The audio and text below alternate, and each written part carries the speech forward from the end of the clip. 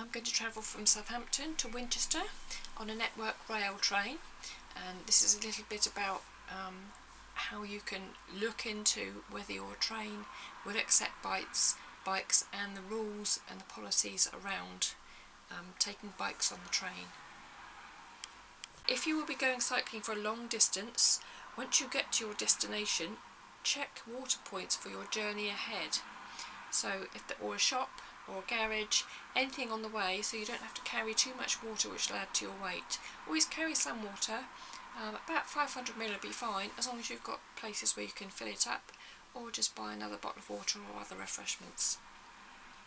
Tell someone where you're going and agree a phone check-in with them when you get there to make sure they know that you're safe.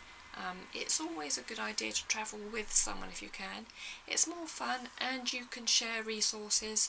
If one of you breaks down, the other one can go and get help.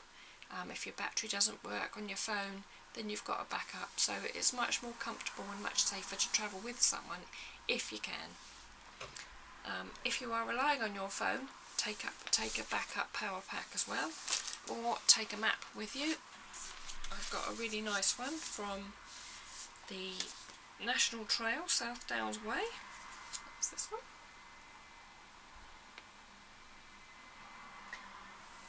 This map gives you some useful hints and tips as well about going through the South Downs on your bicycle. But the secret is to plan ahead and find out what the rules are and where you're going. Right, when you've put in your journey details, your journey planner, you click on View Details.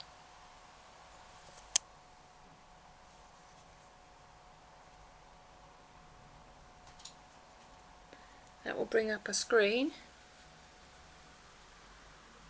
where you can scroll down to get these symbols, additional info. That one is for Plus Bike, that's for the bike hire, the facilities for bikes, parking bikes, that sort of thing. And that's for full-size bikes, information on full-size bikes. You click on the bike icon.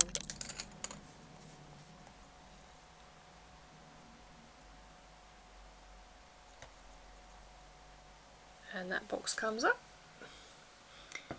which basically says cycles are allowed, no reservation needed, cycle spaces available between 2 and 12. Now, as well as planning ahead for travelling on the train to your destination before you go camping, this video is going to be about cycling to the train station, taking a train journey, and then taking your journey to your chosen campsite, setting up your tent, going on your adventures and getting back again.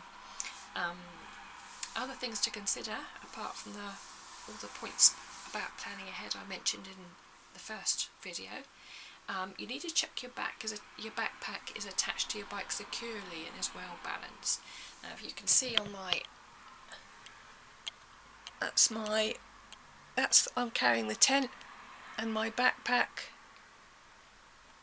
there, and I've got my sleeping bag in the basket, and I'll be wearing my waterproof trousers and top and a jumper. So that's my half of the camping kit. My husband's taking the other half on his bike. We've both got full-size bikes, not the fold-up bikes. So make sure your pack is securely attached to your bike. Double check that your sleeping bag and spare clothes are kept dry. Use a nice thick non-single-use plastic, something that has been delivered in the post and you can recycle the plastic bag, a nice thick plastic bag to keep your things dry. Take enough snacks in case you have problems using your cook setup. Wind, rain, if it gets damaged during transit, things like that. So make sure you've got some no-cook items to eat as well. Again, check where your water points are on your journey to refill your water containers. Water's very heavy, so you can take a nice sort of dry snacks and things that will save you weight on your journey and size when you carry them. But of course, a lot of the time you need water to rehydrate them, so you're going to need a water point or a shop or garage on the way to be able to get some water. Look at your worst case scenarios before you go, all part of the preparation. Make sure you've got a puncture kit. Make sure you've got a local taxi number to where you're going and enough money. Have a first aid kit with some paracetamol, ibuprofen in case you're not feeling well. Take some cash with you in case you need to buy some local produce like eggs, for instance, or sausages from a local farm shop. Be prepared for damage to your tent. So you need to have an alternative shelter, like a bivvy bag or something like that, or telephone numbers for local bed and breakfasts or farms, or options you can do if something happens to your equipment, just to be prepared. Always travel with someone if at all possible for safety and shared resources. Most Indigenous people will do that, and it's because of safety and because for company and companionship.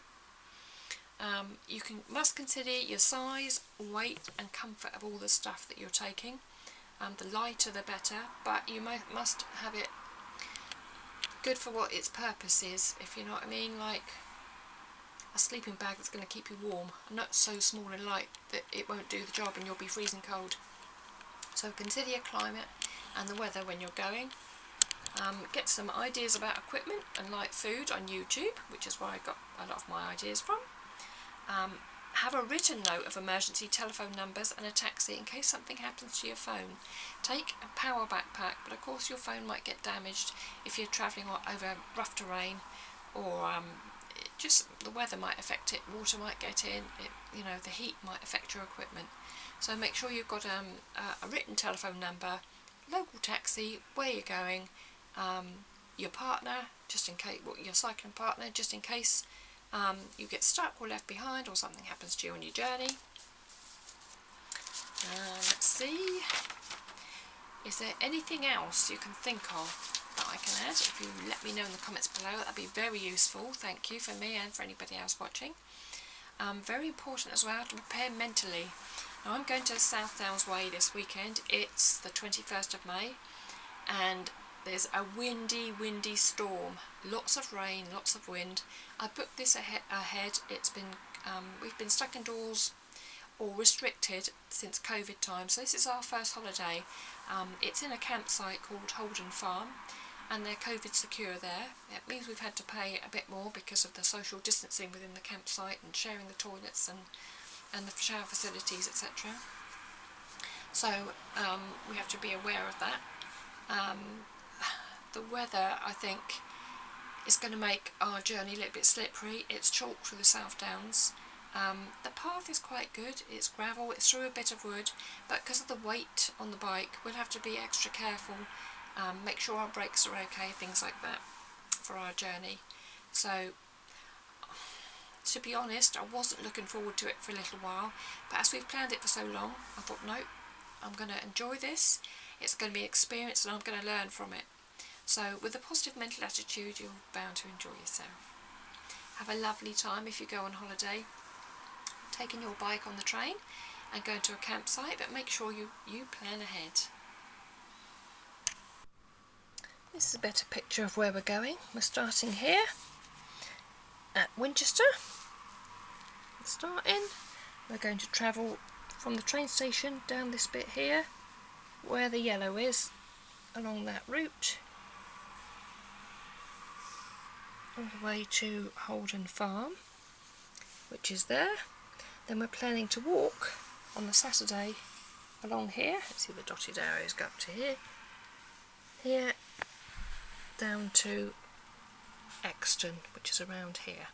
So that, and back again. That's our plan. On the way back, there is a pub about here, which is about 2 to 3 miles from our campsite where we're staying. We're hoping to have a meal there. It's called the Maltings. Hopefully we might be able to film that and let you know what a nice time we have. That's our map.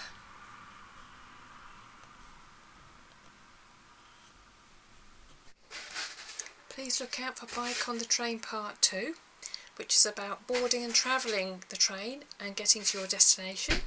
I've put useful links and web addresses below for information on travelling to other parts of the UK. Thanks for watching and happy travelling!